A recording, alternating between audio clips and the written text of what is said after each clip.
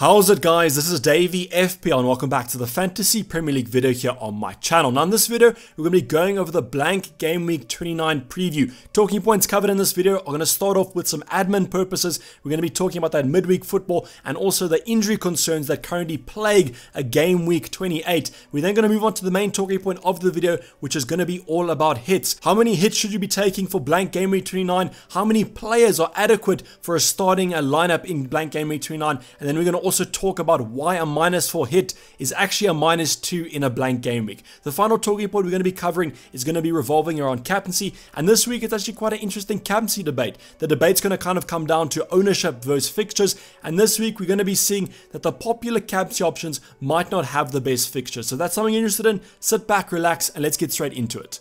So to start off the video, we're going to be covering the watch list as we usually do in these previews. I know a watch list in a blank game week is a little bit redundant, as you're probably going to be focusing more on the players that play than those players that don't. So what I've done is I've taken Azpilicueta out and all my Chelsea options out of the current watch list. No, that doesn't mean that I'm not focusing them. It's actually the opposite. They have a lovely fixture against West Bromwich Albion in game week 30. So I definitely am targeting those Chelsea assets, but I wanted to cover one or two options that do play in the blank that I currently have my eyes on. So we're going to start off with Diego Jota. Apologies if I am butchering that name. A couple of people have said that I'm pronouncing it wrong, but just maybe stick with it.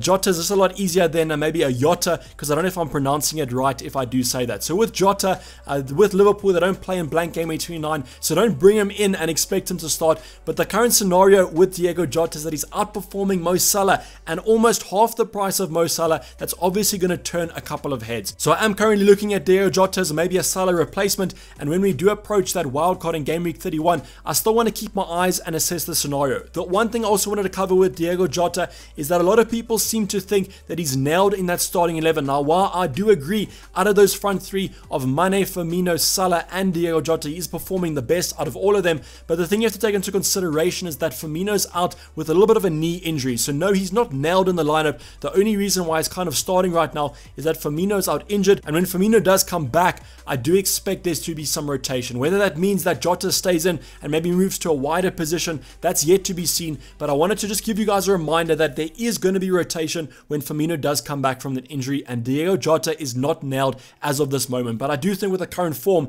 he should be nailed in that starting 11. Then the next two options do play in blank game week 29, but they might actually not even play. I'm obviously talking about Jack Grealish because he is currently still injured, but I am going to be monitoring the situation with him. And as that press conference approaches later in the week, I just want to see where the current scenario is with Jack Grealish. I don't know if he's training right now. I don't think he is, as I'm pretty sure we would have got some more news about that. But if Jack Grealish is back, I might not look to bring him in because he has had a little bit of a medium-term injury, so might not be on the best form of things. But the reason why I'm watching him is that I do own other options. I own Ollie Watkins currently from an attacking point of view, and I also think from a defensive point of view, if Jack Grealish is back from his injury, I think that's only going to make those defensive options better, because with Jack Grealish in the lineup, teams seem to focus him and they're not that outright attacking against Villa, whereas when he's out, that kind of distraction is taken away and they seem to be a little bit more attacking. So we've seen that with Martinez racking up those save points, but I think if Jack Grealish is back, I definitely think that Ollie Watkins and maybe a Matt Target look like even better options. And then finally, we're also going to be talking about Gareth Bale. So Gareth Bale has a couple of talking points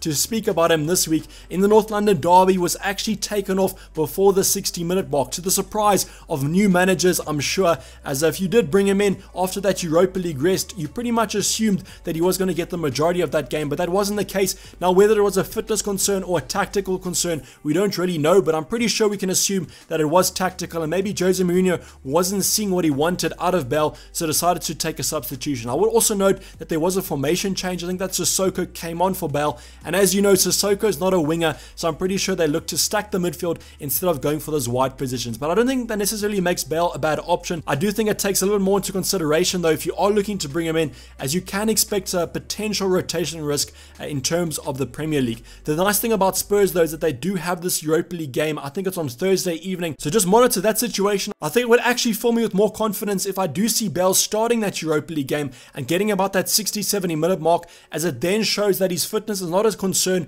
and that he probably will start on the weekend. But the also nice thing about Bale is that with Son out injured and also with Lameda's red card that won't be taken away, that kind of attacking options in Spurs are bleeding a little bit thin, so I'm pretty sure that Bale Bell will be starting in blank game week 29. So Bell's still a good option. I still think he has a lot of potential to get FPL points, but just take into consideration the potential of some minutes being managed. So now going on to a quick reminder about the midweek football. Luckily this week, not many teams do play in the blank, so your focus on the midweek and Champions League and Europa League football doesn't have to be that much. But please do focus, if you're going to be looking at Arsenal options, if you're going to be looking at Spurs options, do focus on the Europa League fixtures, because those games do happen on Thursday and it's quite a quick turnaround to the fixtures on the weekend. So just monitor the situation with those teams. I also want to give you guys a reminder, just because a team doesn't play on the weekend doesn't mean they won't be playing any football over the weekend. There is the FA Cup, which is why this is quite a big blank game week. So your Man Cities, all those teams do still play. So just monitor the situation there with injuries, because you don't want to come up to game week 30 and have an injured player in the FA Cup that you don't really notice. So that's enough of the reminders of midweek football. Let's talk about some injuries. So as I mentioned, game week 28 was plagued with injuries to some very high owned players. So we've spoken about this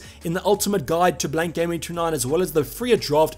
So I'm going to give you guys a little bit of an update. So apparently with Son, it looks better than they initially thought. The problem though comes is that there is an international break after this blank game week 29, and that kind of leads me to maybe think that Spurs aren't going to play him against Villa just so that he doesn't travel internationally. Why I'm saying this is that if he does start against Villa, I'm pretty sure the South Korean Football Federation will come out and say, but listen, if Son could play against Villa, he 100% is back from his injury and he can play for South Korea in these friendlies. So I don't think that's going to be what Spurs want. So I don't think he's going to be starting against Villa, and that kind of leads me to maybe think of a transfer out. And then also with Bamford, it seems like it was a small injury. The rumor is that it currently was a dead leg. However, don't take that as gospel, as it wasn't from a confirmed source, but it does look like better news than Son for Bamford. So I'm kind of hoping that he will be ready to face Fulham in blank game week 29. But we don't have any confirmed news as of yet. We still do have that Son news that was confirmed. However, we're going to see what Jose Mourinho says in that press conference, as well as the Leeds manager coming up on those Thursday and those Friday press conferences. So please monitor the situation with those press conferences, and I would kind of hold off on my transfers for as late as possible so that we can get the most injury news as possible down. So now going on to the main talking point of this video, it's going to be everything about hits. So the first thing I want to talk about is that it's quite a popular question that I've been asked in the YouTube comments, is how many players do I think is adequate for my blank game week 29 side? And the kind of sweet spot and the number that I will mention is probably going to be about 8 players. I think that 8 players is the bare minimum that you guys should be aiming. Obviously, if you have 7 players, 6 players, and you are happy with that, that's also perfectly fine. But I would try and aim for 8 players.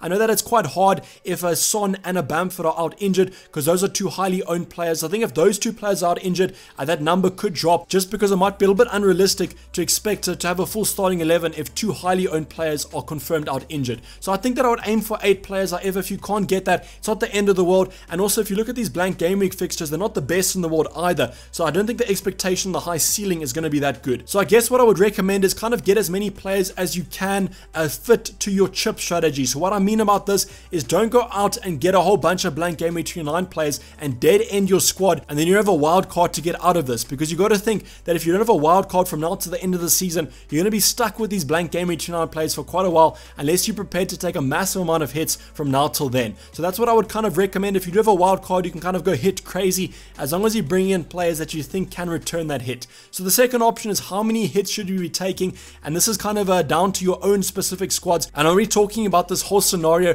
of why a -4 hit is actually a -2 in a blank game week. So I've got a little bit of a graphic here. What I wanted to illustrate is that, say we went from Gundogan to Sufal for a -4. And why it's a -2 is that you basically assume that the player you bring in is going to get a minimum of 2 appearance points. Now for a defender, this is a little bit of a tricky situation, because if they go and concede a lot of goals, they actually won't get 2 points. They might get a 1 or a 0. But with most midfielders, most attackers, if they don't get a yellow card, they should get a minimum of 2 points. So what happens is you've taken out Gundogan, who would have got 0 anyway, and you've brought in Sufal, who got 2 points at a minimum. So that's why it's not a -4, it's a -2. And that's why you can assume that if they get maybe a return, a goal, a clean sheet, or an assist, that kind of repays your hit. But this is quite a risky strategy, as if it is quite a low scoring game week, as I'm predicting, the return on that hit might not be the most reliable option. So with the hits, you can take as many as possible. Maybe if you're considering maybe taking a -4, you can now take 2 -2s per se with this kind of new revised hit strategy that we're going for,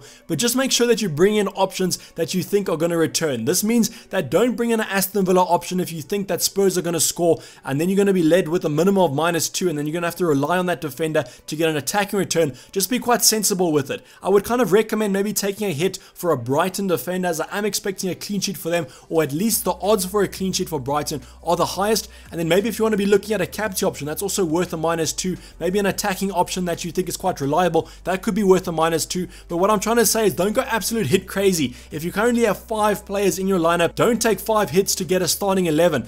Kind of be sensible with it, but I'm pretty sure you guys will be sensible, as you don't want to kind of ruin your season for a blank game week 29 that I don't think is going to have the highest ceiling in the world. But that's kind of the current situation with the blank game week. So hopefully I explained correctly why a -4 hit is actually a -2 in a blank game week, and you can kind of take a little bit of a discount rate on it, but that doesn't mean that you have to fill your shopping basket with hits just because they're half price off.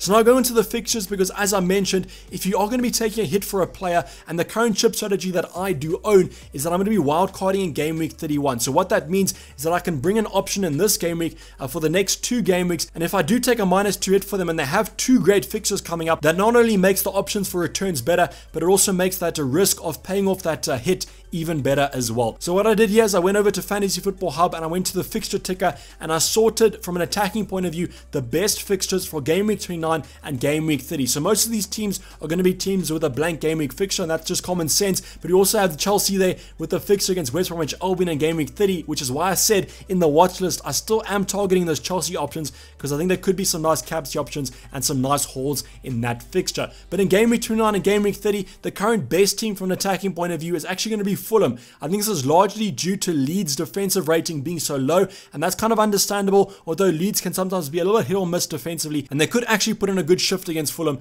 and get a clean sheet out of that one. But Fulham right now have the best rating from an attacking point of view. We then have Leeds and Aston Villa, and this is kind of why I'm only going to be wildcarding in game week 30. We spoke about this in my updated chip strategy, so go check that video out if you guys haven't. But I mentioned there that the teams that you focus on for blank game week 29 actually have some nice fixtures in game week 30. Leeds, Aston Villa, Spurs, all of those teams have great fixtures in game week 30.